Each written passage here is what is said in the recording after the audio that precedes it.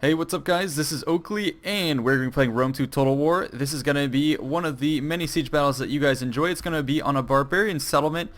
Interesting though, where it's going to be a mix of the Lusitani plus Sparta defending. We're going to be on the attack, so myself playing as Swaby and then Indypride over here playing as the Odrysian Kingdom. I'll let him introduce himself. Hey, what's going on, everybody? Indypride here with Milk and Cookies Total War. And this is an interesting battle. I really like these barbarian settlements just because you don't have the big fight for the walls and you can actually penetrate the defenses in multiple places. It's more of an infiltration mission than anything else, which is really cool. And so I guess I'm going to pop on the overhead map so we can show you a little bit of our deployment.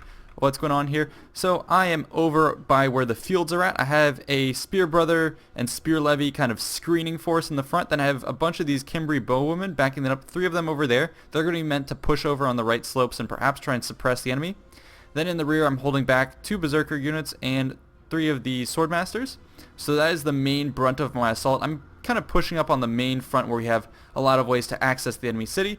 And over in the back I actually have hidden away 2 more Cimbri bowwomen, some round shield swordsmen, and I believe Swordmasters also in the back. So that is going to be our rear infiltrating force once we have the enemy pinned down.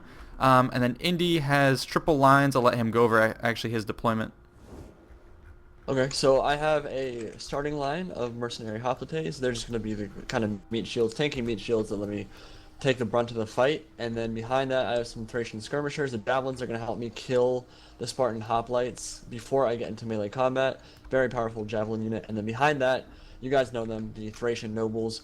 Extremely high charge bonus, very good on the charge, but not so great in drawn out melee combat just because they have very low defense and not fantastic armor. And then pretty crappy missile block chance and melee block chance as well with their tiny shields. But they are going to be the main killing power. And then I have some Thracian warriors out here on the flanks.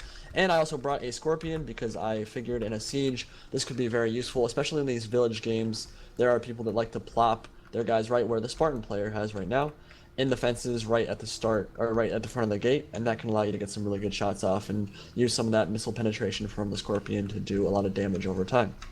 Okay, Are you about ready to get into the replay? Yeah, I'll let you give a countdown for when we're going to start this then. Alright, 3, 2, 1, press play, and we can get into it. So, it was an interesting setup at the beginning here, because I brought Odrysian Kingdom, which is actually not a great faction for sieges, and I say that because their melee troops are not really designed to grind it out in long melee combat battles. The Thracian nobles, very high melee attack, 76 melee attack, so they're very good in melee, but the problem is they have that low defense and low melee block chance, so they can get worn down on something like the Royal Spartans. So the Royal Spartans and pike units, other pike units like Spartan pikemen and that kind of thing, can actually be very, very good versus high charge, low defense units like the Thracian nobles. The reason for that is they have expert charge defense, which means that the crazy high charge bonus that I have when I go into melee is actually going to get reflected back at the Thracian nobles. So Royal Spartans are a very good unit to bring against the Odrysian Kingdom, and so I have to worry about that. He also has the Heroes of Sparta and some of these other units with expert charge defense, so I have to be very cautious about how I engage Sparta. And then the same with Lusitani. They're good in siege battles because they can kind of grind it out in melee with the Iberian swordsmen and the veteran shield warriors, but they also have a lot of units with javelins, and the Odrysian Kingdom has very low armor across their units across the board. So a lot of these Iberian swordsmen have 5 or 6 javelin throws, which can do a lot of damage to my main line. Yeah, and if I could stop you right there. We have a big assault going over on my end. I'm trying to push forward. You can see with the Spear Brothers over in the front, just shooting the Iberian swordsmen back. I'm trying to corral in the enemy, but they have a killing zone set up for us here. Lots of Balearic slingers just lined up right on this ridge. We can't get at them directly. Any units we send up close are going to get slaughtered, so I'm just sending forward my bait troops. Spear Brothers, I don't really care so much about those guys. You can see they're already baiting out some javelins. Now I'm just putting them in a position where the Balearic slingers hopefully can't get at them. Meanwhile, I've started to infiltrate the sides. You can see my Cimbri bowwomen are staying relatively safe out of range of these guys behind a little nook, so I'm hoping to avoid his slings. I'm just trying to target these clusters, so doing pretty good amounts of damage. And then I'm infiltrating with my line. Spear Levy again, cheap units meant to draw the enemy's forces' attention. And these round shield swordsmen on the slope on the road here, we're trying to get around the enemy's flank. But you can see here the Balearics up in the front are moving forward. I'm able to shower them with some of my precursor jabs, But the enemy force is just going to shred anything we send through here. Again, it's a killing zone, and you'll notice they actually brought a Scorpion unit in the back doing some suppressing fire, so that was something I was desperately trying to avoid. And yeah, look at my spear unit. He's just taking so much damage in the front. But at least we're wasting all that on these cheap units. I'd much rather lose this force than berserkers or swordmasters or anything like that. Yeah, the Spear Brother is just kind of a meat shield. You want him to waste those javelins on them because, again, like I said, the Lusitani will shred Odrysian Kingdom with their javelin throws. So it's good that we can use, like, the Spear Brothers have a decent missile block chance with their Suebi shield. So not bad to have them waste their javelins on this kind of tanky but very cheap unit of Spear Brothers. And then you do have those round shield swordsmen and the spear levy up there on the flank, about to go into combat. Looks like the round shield swordsman might come down and get into the combat. But I didn't want to engage any of my guys yet because, again, like over on my side, there's a bunch of those Spartan hoplites in the fence there. So I was like, I can't engage that. I'm just gonna wait it out and let Oakley do a little bit of fighting before I enter combat. And I was a little worried here. You can see they're pushing forward. They're trying to cut us off. My guys who made it inside the perimeter here. We're being threatened to be cut off. You can see how my Kimri bowmen were destroyed by the enemy Balearic slingers. We're super high number, and now they're moving in infantry to cut us off. And I was worried about, oh shit, we're not gonna be able to penetrate, this avenue before. So I got some preliminary guys in. They've been tied up in the front. They're not gonna last forever. And now the opponents are moving to cut us off and kill us in the back. So I was super worried about this. Losing our foothold in the city is not good, especially in the front. Where they're continuing to destroy us. We need an alternate way into this battlefield, which is why we have those reserve units in the back, but we haven't quite activated those just yet. Yeah, and over on my side, I finally decided to bring some of my units over. My general unit, some of my javelins, I decided to run in. I'm going to do some kiting with them, make sure they can get off as many volleys as I possibly can before we go in. I am going to run forward with my Thracian Noble, which is a bit of a mistake because he already has javelins ready for me. And I don't want my javelin, or my Odrysian Thracian Nobles taking those javelin throws, but I am going to charge into the Iberian Swordsman. I'm going to crush this combat, but it doesn't really matter for him. He'd already shot all his javelins with the Iberian Swordsman, so I'll cut through them very, very quickly, but there are more jabs coming in. He has the Iberian Swordsman still throwing in there, and I've already lost a couple men here, taking some HP damage, so I don't want to keep my Thracian Nobles in there too long, and you can see I kill that Iberian Swordsman and then quickly pull out. Don't want to take any more losses there. Yeah, and this is, if you look from the perspective of your soldiers right here, everything up on that ridge is bearing down on them. There's a lot of javelin men, there's scorpions, there's Balearic slingers. It's an interesting combination what the defenders decide to do. You have a super tanky defensive force in the Heroes of Sparta and all that stuff, and then you also have the Odrysian Kingdom, which is good for swords, and it's very good at ranged units. So they have that combo that together could be very excellent, in offense and defense. They're just not working very well at integrated the forces. Over on the side where I said we were threatening to lose that foothold, they've cleaned up my guys on the interior, and now we're trying to push forward and bust through that front door. You're throwing in your Thracian warriors. I've got some Kimri bowwomen in support. We're trying to push through the front. Meanwhile, however, we have definitely pushed through the back. I have round shield swordsmen up in the front tanking the enemy veteran shield warriors while we move in with our reinforcements. And you have your cav coming in. Yeah, just wanted to do a little bit of harassing with the javelin cavalry, and I'm kind of probing his forces at the moment, looking for any hammer and anvils or places where I can get my jav cav behind and start doing some damage there. He does have some helot slingers that are shooting in, but they really don't have very high armor piercing. Not going to do a lot of damage. I mean, they're going to do a little bit of HP damage over time, but I'm not too worried about them.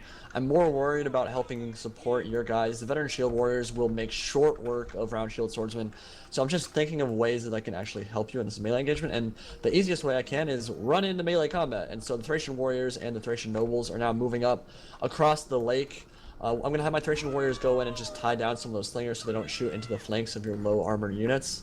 You have some of your Kimri bowwomen over there as well, but this is going to be a really hard fight here because the Lusitani is now bringing up his nobles and some of his veteran shield warriors. And we do have a lot of killing power here with the Thracian warriors and Thracian nobles, but I have to make sure I get good charge bonuses off, because if I don't, I will get ground down in melee combat against the higher armored and better in long combat Lusitani noblemen. And I'm watching your guys on the charge here into this Spartan block. Unfortunately, it looks like the enemy force tried to pull out and then re-engage, and I think what they're trying to do is expose your flank to those helot slingers. Pretty good move, because now your guys have their backs turned to the helot slingers. That'll make pretty short work of your guys. And yeah, you can see them unleashing into your men. That's probably a very effective move on their part. So they're going to start to clean us up there. However, we have committed on the other side, and we have some of my Cimbri bowwomen, your Thracian nobles, and then I have sword masters in the rear just, pelting the enemy forces, waiting for them to be whittled down. So we actually might break through this. Let's take a look at the rest of the battlefield. You're starting to push up on your original deployment position, up against these Spartans, these Royal Spartans formed up. And I just see, the bolts from your Scorpion coming through, starting to ping these guys. You're doing a good amount of damage. And then javelins, skirmishers, just tying them up. So, we're not going to cut through here in any time soon, but we're at least putting enough to tie them down while we try and put pressure. And it looks like actually, if you go back to that part of the battlefield, your Thracian cav actually broke through the lines. That was a very crucial moment, actually. Yeah, so I managed to get my Thracian cavalry around the flank, and I now have them in a really good position to start doing some damage. I think I managed to clean up a couple of helot slingers, and now I'm pulling through and just looking for places where I can hammer and anvil. And the most logical place is right here against the Iberian swordsmen, and I guess just two units of Iberian swordsmen that are fighting your round shield swordsmen. So I'm going to charge in there. These are very low tier units with low morale, low armor, so just going to charge in there, and they're going to rout very quickly after that hammer and anvil. The great thing about Thracian cavalry and some of these Jav cav units is that they're actually quite sturdy in melee combat as well. So they have that javelin throw that can do a lot of HP damage to high value targets, but they can also do a lot in melee combat as well. So good hammer and anvil going to rout that flank and help us win that side. I now have a Thracian noble tied up against his veteran shield warriors, and gonna do quite well in melee combat there because I do have some backup from your sword masters, which will make that actually a very easy fight. And like you said, I was probing the original defenses over on my side against the Royal Spartans, and what I started doing with the Scorpion was I brought it up and I started using it in first person mode because I didn't have a whole lot to micro. So I started hitting them, and the Scorpion's actually done a lot of damage here. It can kind of bust through their shields because it has very high armor piercing, and you kind of heard that whooshing sound, and 2 or 3 guys would die with each shot. And I started becoming very accurate with that first person mode. Did a lot of damage, and I'm going to be able to break through these Royal Spartans relatively soon here, I think. And Sparta's been playing it a bit too defensive, just devoting a lot of guys to this inner perimeter by the walls, and like we said earlier, really not combining with the Lusitani, who are now being swarmed at that front gate, that killing zone. I've brought in my reserves. Your cavalry have charged through. We've done combined, assault on these guys, and we've just cleaned up this position with all of our guys, and now we've engaged with the Scorpion. So we've taken the outer perimeter. Our sacrificial first wave took heavy losses in doing so, but now we have our committed, fresh sword masters, berserkers, other units coming in. We should be good, and it actually looks like I kept my berserkers in reserve, waiting for the perfect moment to unleash them against the Spartans. You don't want to use these guys against the Lusitani because with so many javelins and such few numbers in my own ranks, we would have lost too much. So I think we did a good move of countering the Lusitani heavy numbers and javelins with lots of cheap units and swarming tactics. And I have to give a big shout out to my Cimbri bowwomen. They did great in their supporting roles. Here 209 kills on one of them, 130 on the other, and they just tear apart Lusitani with low armor. Yeah, they do. And I think it was very smart of you as well to use those berserkers later in the fight, because if they had gone in first, like you said, with that low numbers in those units, the javelins would just make really short work of them. So saving them until later in the battle, when they can really start doing damage and cutting through the already depleted units of the Spartans and Lusitani, makes a lot of sense. Spartans did a really good move right there. He actually isolated one of my Thracian nobles and cut them to pieces with his hoplites. So I got surrounded there, lost 1 unit, which was unfortunate. But I have now whittled down the Royal Spartans over on my original deployment, down to 62 on one and 97 on the other. So they have taken a lot of casualties so far, and continuing to do so because I have a lot of javelins over on this side. In second thought, it was maybe a waste to use so many javelins shooting at the Royal Spartans from the front, but these are 2 of the most important units for Sparta, so from that standpoint it kind of made sense. I don't know, like shooting Spartans from the front because they have a really high missile dot chance and 105 armor, it's not the smartest thing. But I also didn't have a lot of use for them in other locations. So you can see the Scorpion right there actually doing so much damage, and these guys are getting really whittled down at the moment. Yeah, and it looks like we're bringing up our troops en masse to assault the Spartan position. So yeah, you're chipping away at the back, but now we're starting to form up over on this side. My Cimbri bowwomen over there are starting to just, I think, target troops at the center. They have a huge helot slinger blob I'm going to target that. It's easy pickings. And it looks like the Spartans are actually forming up over here, and we're just going to unleash our javelins on my swordmasters against the Spartans, do as much preliminary damage as we can do, but they're lining up here against the palisade walls here. And what's kind of cool is you can actually destroy some of these palisade walls, so we're making it a little bit of a wider gap. The Spartans have to extend and guard. It looks like now we're going to get a nice swordmaster charge into here. This should be pretty epic. Oh my god. It looks so badass, dude. The wavy charge into this shield wall there looks so good. Okay, and here come my berserkers actually. They're going to be charging headlog into one of these Spartan hoplite units. Slamming into the shields right there. And we have no way around this. But at least the enemy forces aren't throwing javelins at us, so we're good. And over here, actually, the Spartans being completely defended by the fact that they're standing on top of this palisade. The palisade has an invisible barrier against it. I don't know if you can see that, Indy, but so many of my javelins are caught in the air. Chilling there, yeah. So the Spartans, that looks so goofy. He didn't mean to do that at all, but it worked really well. They actually didn't take any damage from the javelins on that throw. But it's still Swordmasters against Heroes of Sparta. You should be able to win that in prolonged melee combat, even though it'll take a very long time because hoplites, especially Spartan hoplites, just last so long. But I was looking for locations where I could actually start getting some charges off. So my guys over here are going to try to break through the Royal Spartans on the Spartans' left flank, but in the back is where this is really kind of going to be decided. If I can break through these two depleted units of Royal Spartans, which I should be able to relatively easily, even though it'll still take a while. Once I break through, I'm going to be able to get hammer and anvils off against all the Spartan line in both locations, and at that point it will be over. But I have to break through these two units first. Yeah, and I guess like you said, it's a good thing you whittle these guys down, because otherwise there's no way through this front. And you're going to see here shortly the Spartans are going to hold out for a long-ass time. Like, we've thrown everything up against their original flank where we first assaulted with the Swordmasters, and in shield wall like this, they're going to hold out for a long time. Even against some of my berserkers, I mean, I have them in the fight, 29 and 18 kills, and they're already exhausted, so it's going to be very hard for them to cut through these guys. But like you said, I mean, Sparta's great if it can hold the defense together, but the second you get one little hole and we can rush through that, then it's hammer and anvils all day, every day. Yeah. So I actually got a really good hammer and anvil off against this Royal Spartan over here, and it was crazy because you expect to just obliterate a unit. Like, it doesn't matter what kind of unit it is. If you get a rear charge off with Headhunt and Thracian Noble, you expect to obliterate that unit. And the problem is, though, I turned my flank to these Helot Slingers, and that's going to do so much damage to these guys because they have relatively low armor at 55. And I saw that, so I pull out. But I only killed like 15 or 20 on the rear charge there. Had to pull out, and then I noticed that I can actually bring my cav in here. There's a gap where I can pull my cav through and maybe get into those slingers. And if we kill those slingers, then things are going to get really easy because those are the only things that can actually cut through my Thracian nobles very quickly. The Royal Spartans will do damage, of course, but they're kind of grinded out in melee. When the slingers are shooting in, though, that's a real problem for my nobles. So I wanted to kill those slingers as quickly as possible. Yeah, and this is the slingers, mass slingers, probably the best way to keep us from penetrating the lines. Because, okay, maybe the Spartans can keep us at bay, and they're kind of actually shielding us from the slinger fire. The second we get past that line, then the slingers have free reign on our guys.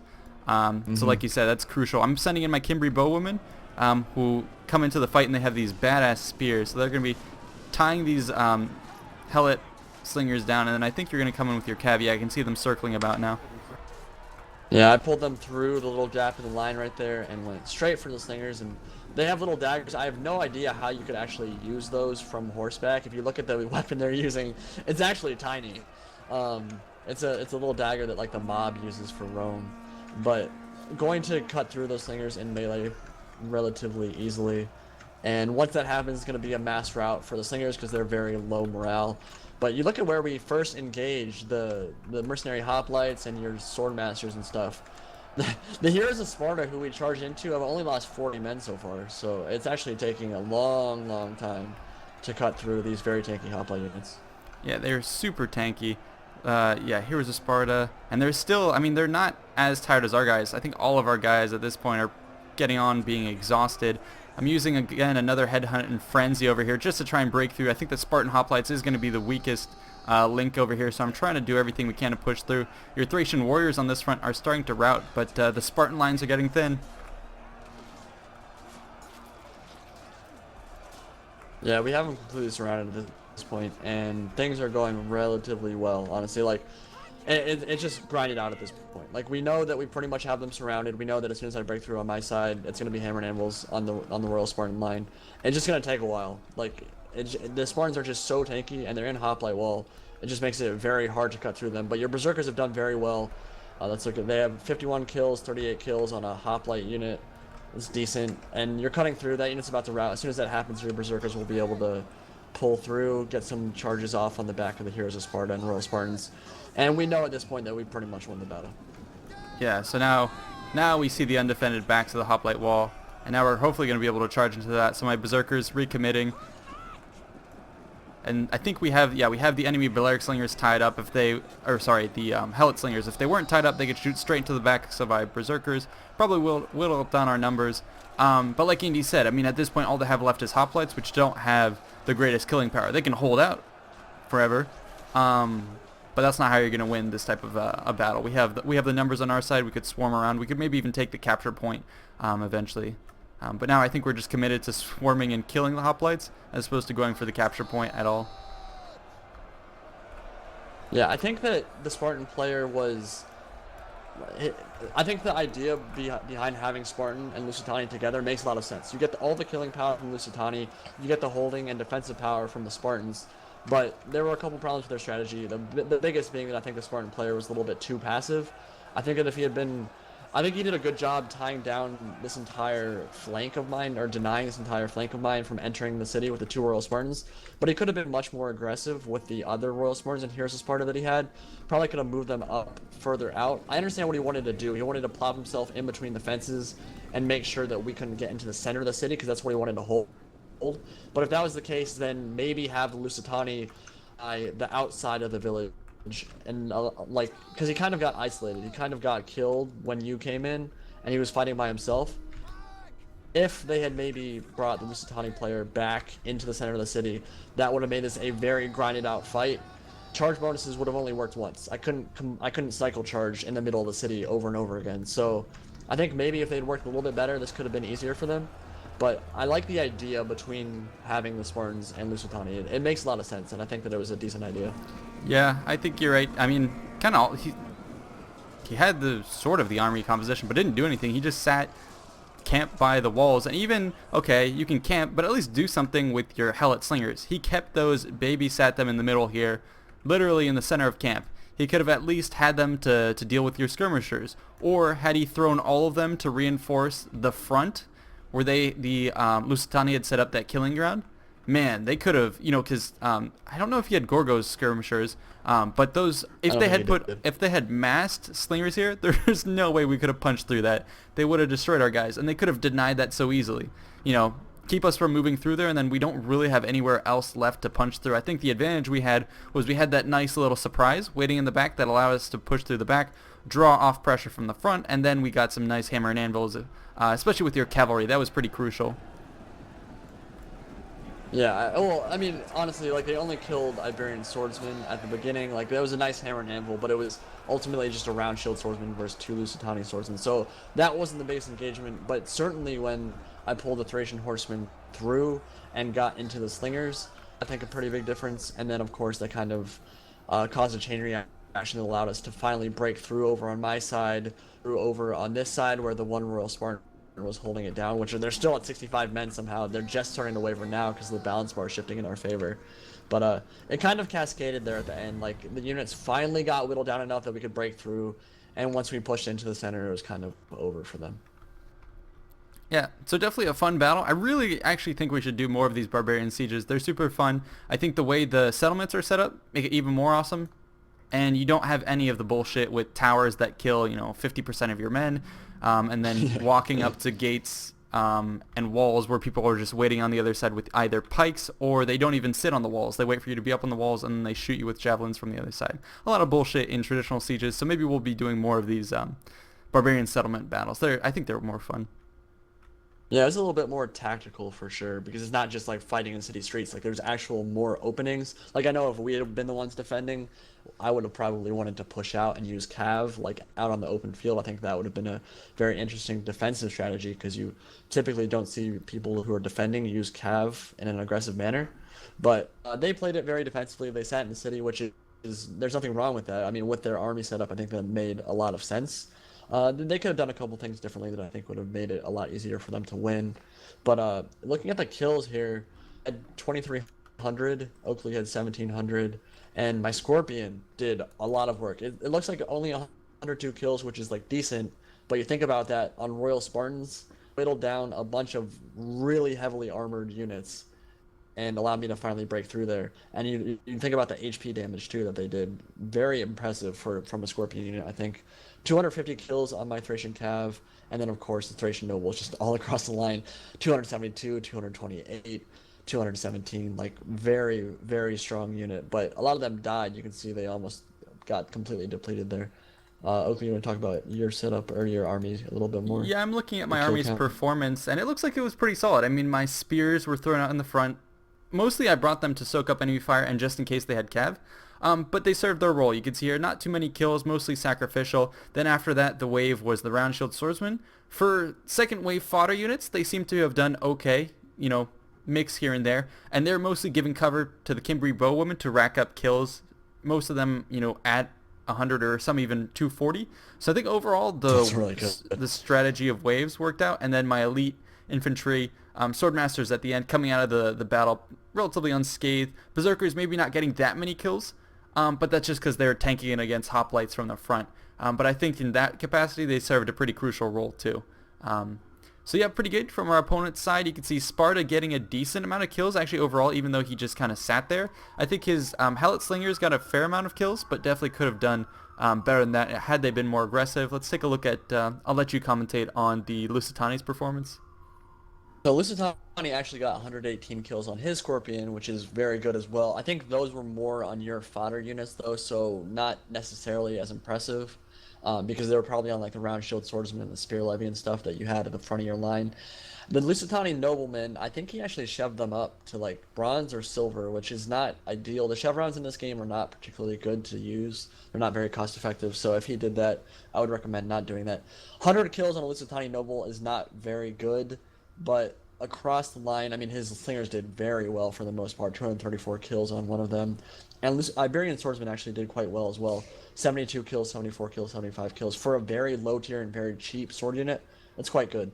Veteran Shield Warriors did pretty well across the board, but ultimately I think that we just outplayed them. Like, I think they had the tools to beat us for sure. They just had to be more aggressive, and I think they could have done a little bit better on that front. But that's not to bash them. I think overall they played pretty well. Just a little bit more teamwork between them, and I think this could have been a different battle. Yeah. Well, anyways, that's going to wrap it up. Thanks again for those of you who recommended we do a Barbarian Siege battle. Definitely awesome. I think it plays out super fun, and we hope to bring you more of those in the future. Anyway, that's all I got. Hope to see you guys the next one. Peace out. See you guys later.